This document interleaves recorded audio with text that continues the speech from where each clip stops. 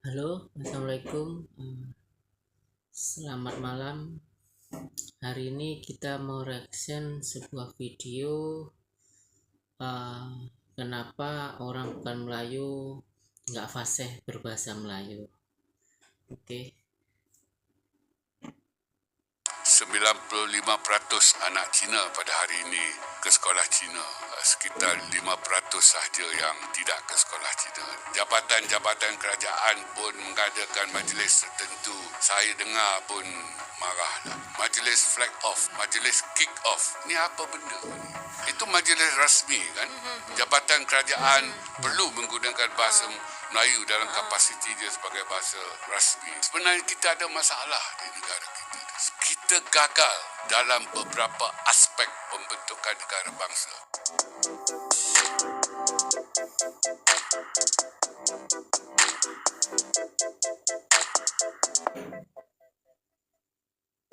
Bila kita sebut berkenaan dengan bahasa Melayu ni Kak, kita lihat bahasa Melayu sangat cukup cantik, cukup indah. Dan sebenarnya kalau kita tengok macam bahasa Melayu pun sebenarnya agak penting dalam negara kita kan. Tapi sebenarnya kalau kita lihat sekarang, macam tak ramai orang yang boleh fasih berbahasa Melayu di negara kita. Tu yang pelik pun sebenarnya Kak. Sedangkan bahasa Melayu tu di antara bahasa yang paling senang untuk kita belajar. Tapi kita sebagai orang Melayu sendiri pun tak menggunakan bahasa Melayu sangat. Dia Kan? macam tak rasa bangga guna bahasa. Tak rasa kita bangga. sendiri. Padahal tengok negara lain bangga dengan bahasa sendiri kan. Kita tak macam tu. Betul. Okay, jadi Kak, sebenarnya hari ni kita nak bincangkan lagi berkenaan topik kita penggunaan bahasa Melayu dekat Malaysia ni. Jadi hari ni kita bersama dengan Fellow Kanan Majlis Profesor Negara dan juga Fellow Utama Institut Kajian Etnik kita UKM, itu Profesor Emeritus Dato' Dr. Teo Kosio. Prof, apa khabar Prof? Baik. Selamat datang ke Pertiwi Podcast. Ya, terima kasih. Okey Prof, sebenarnya kita nak, bila kita cerita pasal bahasa Melayu Prof, bagaimana Prof melihat tentang situasi sebenarnya yang berlaku dekat Malaysia ni? Betul ke orang kata warga Malaysia sendiri ada yang masih tak fasih bahasa Melayu? Jadi bagaimana Prof melihat situasi ni?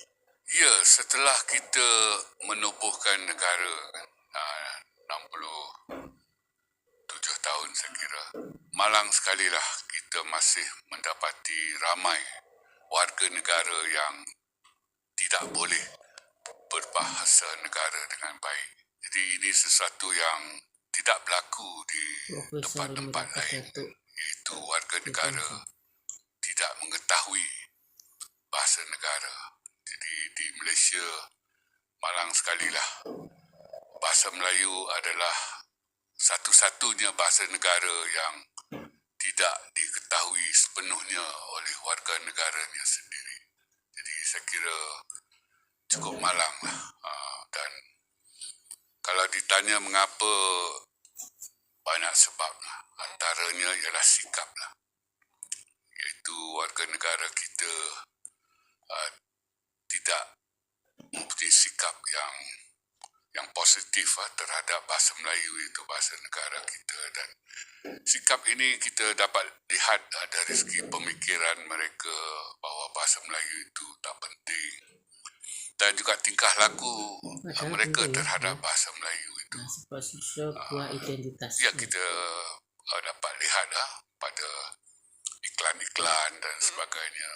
Jadi saya kira ya sudah 67 tahun kita merdeka. Sepatutnya perkara ini tidak berlaku lah. Perkara ini barangkali boleh kita terima kalau baru 67 tahun merdeka. Sekarang sudah 67 tahun kita merdeka. Kita masih menghadapi masalah ni. Jadi kita dari satu segi kan, kita gagal dalam proses pembentukan negara bangsa. Maknanya untuk melahirkan, menghasilkan manusia Malaysia kan, dari aspek kebahasaan ini nampak sangat kita gagal kalau kita bandingkan dengan negara-negara jiran. Jadi saya kira sikap ini perlu kita perbaikilah. Betul tak kalau saya cakap di antara salah satu faktornya adalah dengan kewujudan sekolah vernacular? Punca kenapa bahasa Melayu ni tidak diangkat? Ya, kalau kefasihan itu kita lihat dalam kalangan warga negara bukan Melayu kan, khususnya Cina itu. Jadi sekolah vernacular itu adalah Beliau ni antara sangat terbuka ya. faktor besar lah. Mengapa masyarakat Cina, Malaysia ataupun warga negara Malaysia yang berketurunan Cina itu tidak fasih. Dan kita harus tahu 95% anak Cina pada hari ini ke sekolah Cina. Jadi sekitar 5% sahaja yang tidak ke sekolah Cina, dan anak-anak Cina yang belajar di sekolah Cina ni rata-ratanya kecuali yang pintar lah, yang sederhana pintar, yang tak pintar langsung itu, mereka hanya menguasai bahasa Cina saja, walaupun diajar bahasa Inggeris dan juga bahasa Melayu. Jadi rata-rata mereka mengetahui dan fasih dalam bahasa Cina saja. Jadi saya boleh terima bahawa sekolah vernacular Cina itu adalah antara faktor besar lah mengapa warga negara Malaysia yang berketurunan Cina itu tidak fasih-fasih lah sampai sekarang kan. Jadi saya kira puncanya banyak juga. Kalau kita lihat dalam kalangan orang Melayu sendiri pun Ya, sebentar. Tapi memang betul ya. Nah, bila kita datang ke Malaysia, memang aneh ya. Nah, banyak kita jumpa yang bukan Melayu itu enggak fasih berbahasa Melayu. Ya, oke lanjut. ya, mereka fasih sebab itu bahasa ibunda mereka kan. Tetapi dalam peperiksaan kalau kita lihat mereka kadang-kadang tidak pun berjaya memperoleh grade yang bagus kan. Mereka boleh bertutur sebenarnya. Ya, apabila kita kaji dalam peperiksaan itu mereka menjawab soalan dengan menggunakan bahasa Melayu kolokial, bahasa Melayu percakapan seharian, bahasa Melayu basahan, bahasa Melayu yang tak formal lah. Sedangkan yang diperlukan dalam jawapan peperiksaan itu ialah bahasa Melayu formal dengan nahunya yang lengkap dan sebagainya kan. Kalau mereka menjawab soalan, saya kira mereka akan tulis saya baca buku, tetapi yang dikendaki di situ saya membaca buku. Prof, bila sebut berkenaan peperiksaan ni Prof, sebab baru-baru ni Menteri Pendidikan sendiri Fadhil Siddiq yang menyatakan bahasa Melayu di kalangan SJKC dan SJKT meningkat, tapi dia mengukur tu mengikut kepada keputusan SPM. Jadi Prof rasa betul ke sebenarnya memang ada peningkatan kat situ, dan boleh ke kita sebenarnya mengukur tahap bahasa Melayu tu mengikut keputusan peperiksaan Prof? Saya kira ya dan tidak lah. Ya sebab itu keputusannya kan. Dan keputusan itu yang rasminya kita dapat lihat pada slip peperiksaan kan, anak-anak Cina mendapat grade A dan sebagainya. Dan tidak kerana walaupun grade A tetapi mereka tak boleh bertutur dengan baik kan. Jadi di sini saya kira persoalannya mereka belajar bahasa Melayu dengan bersungguh-sungguh ke kelas, tuition dan sebagainya. Dan pembelajaran bahasa Melayu mereka itu semata-mata atas asas instrumental, memenuhi syarat tertentu iaitu lulus dalam peperiksaan. Lepas itu dalam bahasa kasar, bahasa Melayu dipersaitankan. Begitulah.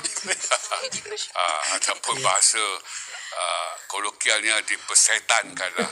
Tetapi kalau bahasa persuaratan tak boleh setan, dia syaitan. Kan begitulah. Jadi kita macam pelik sikit Prof ya. Sebab kalau macam diorang belajar semata untuk periksa je, bila habis periksa habislah Prof macam Lepas tu tu kan. bila diorang pergi ke universiti yang universiti Cina contohnya kan, betul. dah tak ada dah bahasa Melayu tu.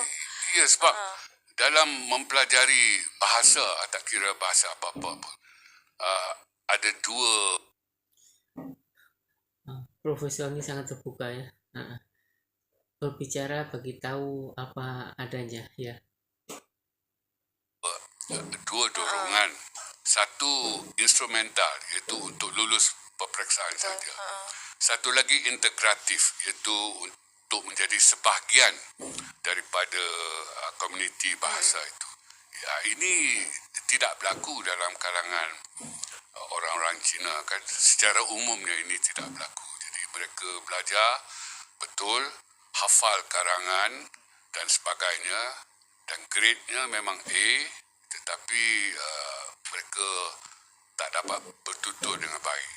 Sepatutnya bahasa Melayu itu dipelajari oleh sesiapa di Malaysia ni, khususnya sebagai warga negara, atas dorongan integrasi, mau menjadi sebahagian daripada komuniti bahasa Melayu yang mana orang Melayu adalah penutur jatinya. Jadi itu yang sepatutnya. Kalau itu yang berlaku, maka kita dapat lihat anak-anak Cina di sekolah takkan bercakap dengan guru Melayu, "Cikgu, semalam saya lihat kamu di Tesco." Kan? Ya, perkataan kamu di situ. Maknanya ayat itu dari segi tata bahasa betul itu. Kan maknanya anak murid Cina itu berlaku sopan. Ya, Dia memanggil kesopanan gurunya berbahasa. cikgu, dia tak panggil hoi pun. Cikgu, semalam saya lihat kamu di Tesco. Sekarang dah tak ada Tesco lah. Lotus kan. Jadi tata bahasa betul, budi bahasa tidak ada. Jadi Ya, demikianlah ya. Kenapa orang bukan Melayu kurang fasih berbahasa Melayu? Dari segi bahasa memang kebanyakan kalau bukan orang Melayu itu ya Melayunya bahasanya memang agak susah ya. Oke lah. Oke. Lain kali kita berjumpa lagi reaction video selanjutnya, semoga bermanfaat. Oke, bye bye, assalamualaikum.